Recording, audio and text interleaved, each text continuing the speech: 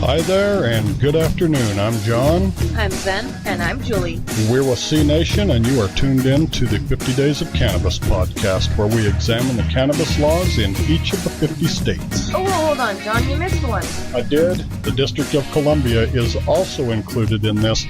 We just thought 50 days sounded a little better than 51.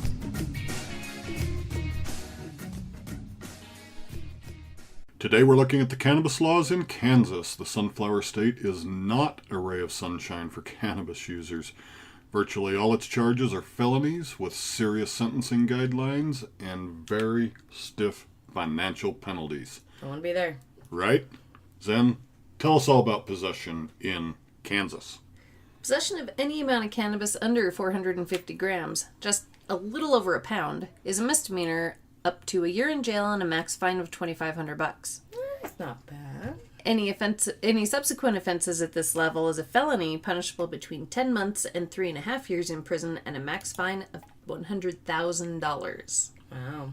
Also, any possession with intent to distribute is a felony, between 10 months of probation and 42 months in prison and a maximum fine of $100,000. So anything under that poundish, is just a misdemeanor, but still like a 6-month, potential jail sentence and $1,000. Yeah, it's a little bit generous when you consider all the rest of this insanity in Kansas. The rest of this stuff is super serious, but just possessing under a pound is just a misdemeanor. We don't see that in an awful lot of states up to a pound. So anyway. Let's talk about those sellers and growers. Let's do. All right, the sale of distribution of any amount of cannabis is a felony. That will give you between 10 months of probation or 17 years behind bars, with fines ranging between $300,000 to $500,000. So don't sell. Whatever you do, don't sell. Yeah, don't go to Kansas and sell. No. Cultivation to any number of cannabis plants in Kansas is a felony, punishable between 10 months and 17 years behind bars, with fines ranging $300,000 to $500,000.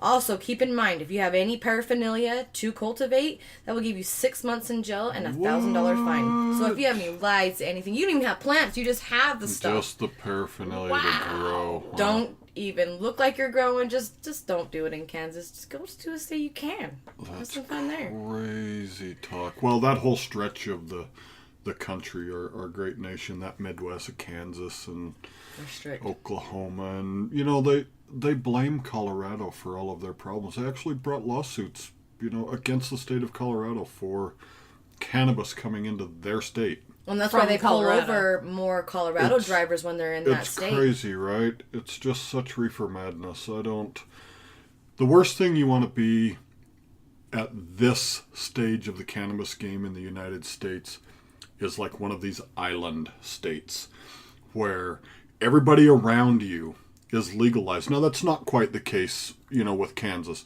To their west, you've got Colorado, but to the whole west, Colorado, New Mexico, Arizona, the western United States has found its way to cannabis legalization more so than the rest of the country. Well, the rest of the country is now following even this terrible part of our nation when we're talking about cannabis laws. But you don't want to be an island state because where's it coming from? Well, it's coming from everywhere because every border, every state line that we have touches it. Yeah, for sure. I mean, people are absolutely ducking out to other states. In Utah, we duck out to other states for cannabis. Surely that's happening. For alcohol, because our alcohol laws are so ridiculous and so expensive. Fireworks. For lottery tickets, for fireworks. So fireworks has gotten a little better here, but still, people duck over to Evanston, Wyoming, about an hour drive from Salt Lake City to buy things on the cheap. The alcohol tax in Wyoming is super cheap. Fireworks are super cheap. And I don't want to say that the state is forcing its residents to become like smugglers, because nobody's forcing another person to, go to Colorado or go to Nevada. But when you're an island state and everybody around you has legalized something, Your residents are going elsewhere for it. They are. You're missing out on tax revenues. You're not doing anything to change or improve your criminal justice system. And I don't know. We need people to come, vacation here. It's true. I mean, Utah. We only have the skiing. Yeah, I mean, we're talking about Kansas here specifically, and there's no skiing in Kansas because it's flat as a board. But, it's right. People want to come. They want to participate. And when, we are in Utah, a real similar state to Colorado in geography, in population, in ski resorts. We have some of the best ski resorts in the world. They have some of the best ski resorts in the world. We have some of the worst alcohol laws in the nation. They have some of the best. We have no cannabis laws except go to jail.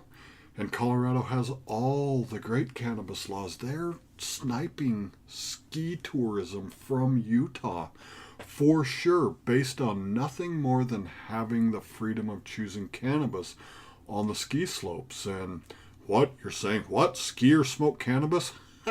Find one that doesn't. I mean, roughly, they are partners. Cannabis and skiing are partners. Just ask Shaun White, greatest snowboarder on the planet, So, whatever. But anyway, I don't even know where we were going, but I know it's time to get serious, and that means school zone laws.